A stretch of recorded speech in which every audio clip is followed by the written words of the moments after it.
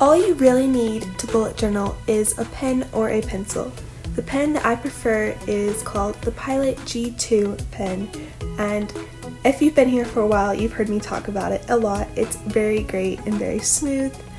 Another supply that works great is the Sakura Microns, and I personally prefer the thicker tips and sizes, so this is the Sakura one, and it's great for headings or anything where you just want a nice bold line.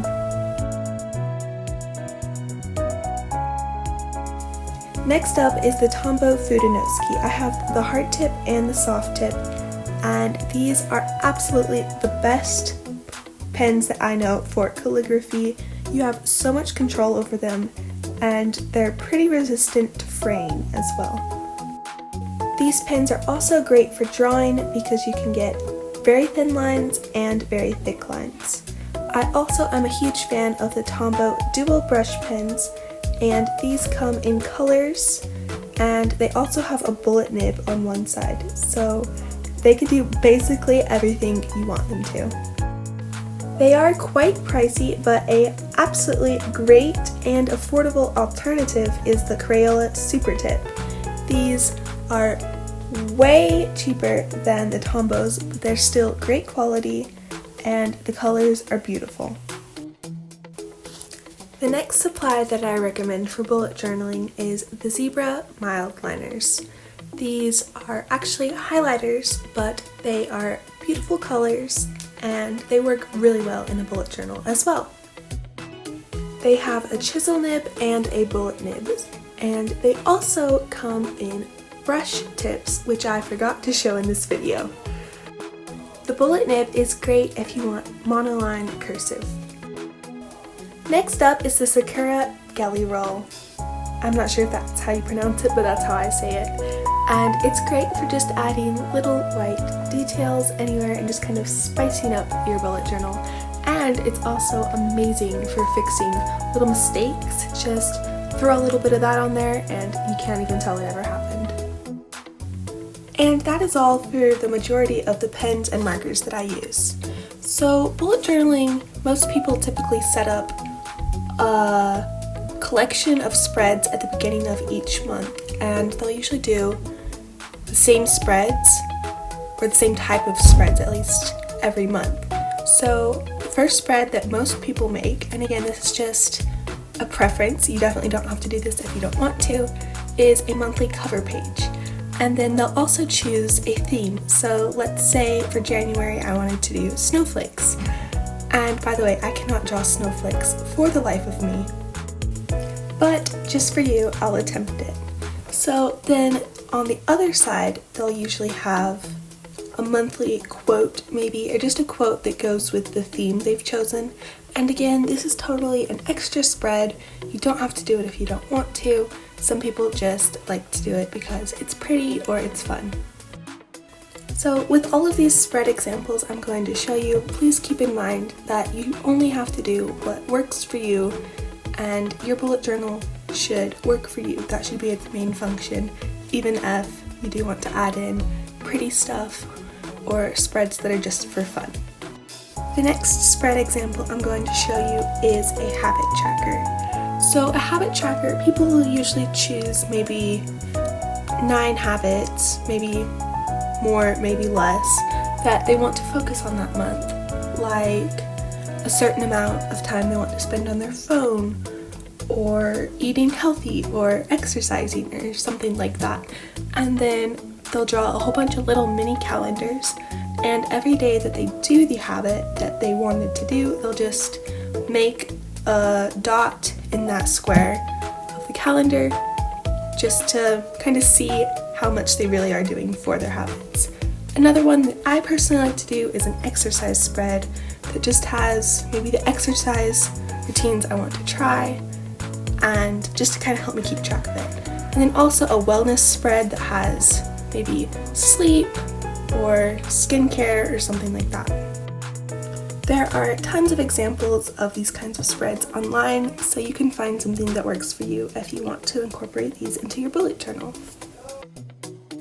So the other spreads that I've shown you so far have all been just monthly setup spreads, but what a bullet journal really is for is the weekly spreads. And these are where you'll put your tasks that you want to do for the week, or the day, or even maybe the month. Some people prefer rolling weeklies where they'll set it up each individual day. For Sunday, they'll put something down, and then for Monday, they'll add on to it, and so on.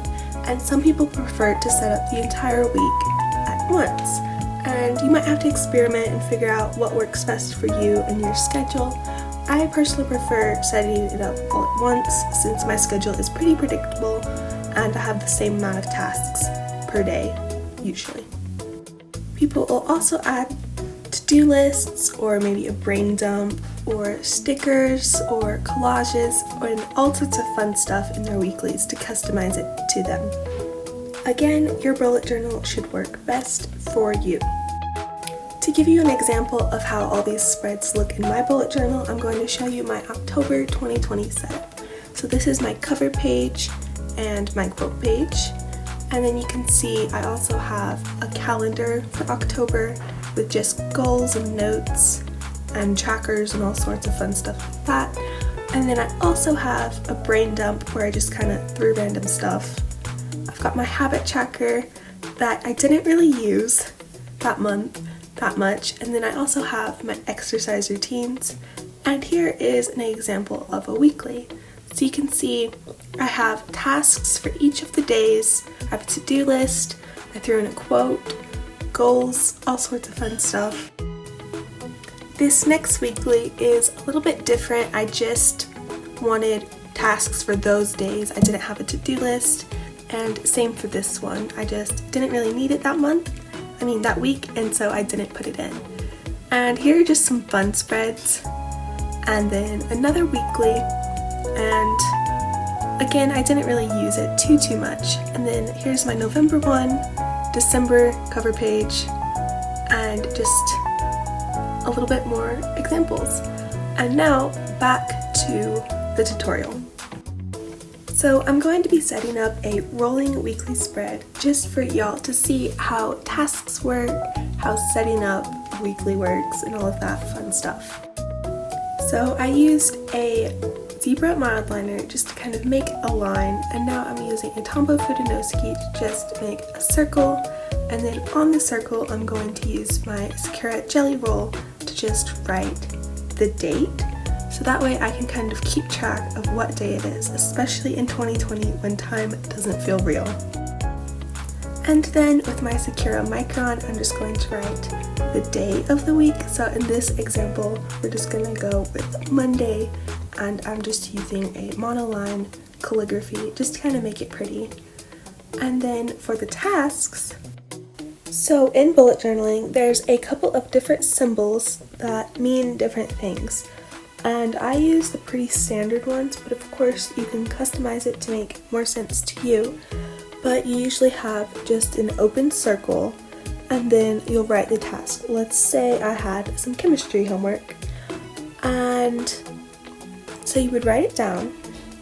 So you just write like your whole to-do list, all the things you have to do that day. So maybe you have to do some laundry, and